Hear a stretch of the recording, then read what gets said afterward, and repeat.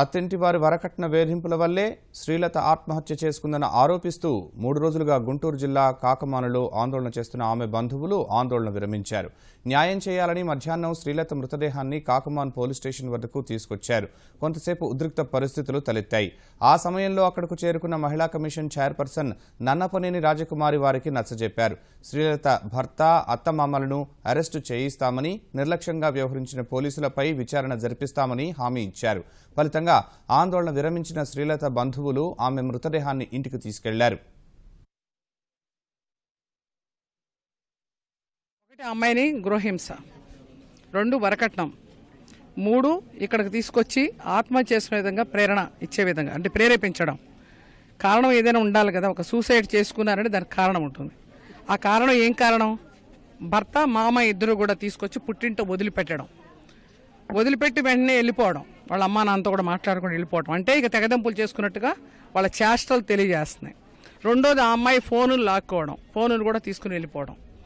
అంటే ఆ ఫోనుల్లో కూడా ఆధారాలు లేకుండా చేశారు కాబట్టి, అంటే సాక్ష్యాలు కూడా లేకుండా చేశారు కనుక వీటన్నిటి మీద వాళ్ళు కేసు నమోదు చేయమన్నా వెంటనే అరెస్ట్ చేయమని చెప్పాను.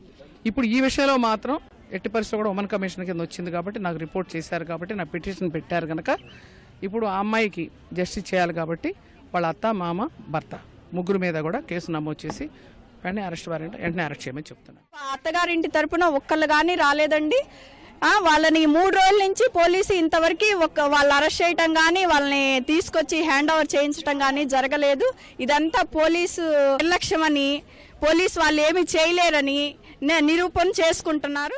మన సాంప్రదాయకం ప్రకారం వాళ్ళ ఇంటి దగ్గర దహనం చేయాలి కదండి, అందుకని చెప్పి తీసుకెళ్ళడానికి ప్రయత్నం చేసేటప్పుడు వీళ్ళని అడ్డగించి కారులో వాళ్ళ ఆటోలో తిప్పుకొని తీసుకొచ్చారు.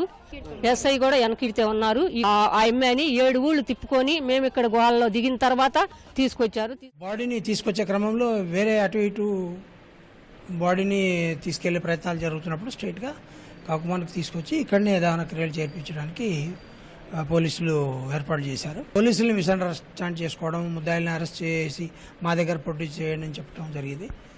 సరే, అవన్నీ మరి ముద్దాయిలు లోపల ఈ సమయం దొరికింది కదా, వాళ్ళు కూడా అబ్స్కాండింగ్ అయ్యారు. అయినా కూడా వాళ్ళని పట్టుకుంటాం. ముద్దాయిల్ని ఎంత తొందరగా వీలైతే అంత తొందరగా ఈ కేసులో పట్టుకుంటాం. అది వాళ్ళకి హామీ ఇచ్చిన తర్వాత వాళ్ళు డెడ్ బాడీ తీసుకెళ్ళిపోయారు. అది వాళ్ళు చేస్తున్నటువంటి అభియోగము. అది దాని మీద కూడా విచారణ జరుపుతాం డిపార్ట్మెంటల్గా. Some senior officer will inquire and certainly disciplinary action will be taken.